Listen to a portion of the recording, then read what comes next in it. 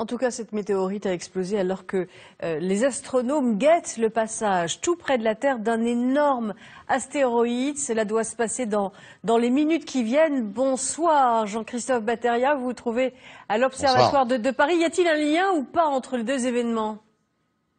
Bien ici, sur les toits de Paris, à l'épicentre de l'observation des étoiles, sous le dôme de l'Observatoire de Paris, là où se trouve le grand télescope, les scientifiques sont formels. Il n'y a pas de rapport entre le bolide qui a percuté l'atmosphère au-dessus de l'Oural ce matin et l'astéroïde DA14 qui est attendu ce soir. Leur preuve, eh bien tout simplement, la trajectoire. Le bolide au-dessus de l'Oural filait du nord au sud, alors que l'astéroïde DA14 de ce soir a une trajectoire sud-nord. DA14 est beaucoup plus gros. Là, cette fois-ci, c'est du sérieux. 48 mètres de diamètre. Il file à 28 000 km/h.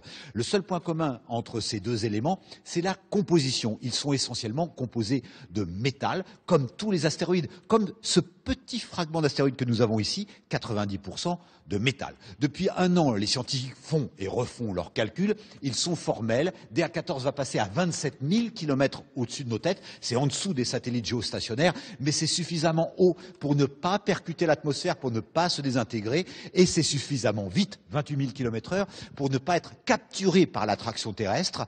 Il va simplement infléchir sa trajectoire, une trajectoire qui sera observable avec de bons télescopes à l'horizon est de l'Europe. Nous vous le promettons, Catherine, la nuit sera tranquille sous les étoiles.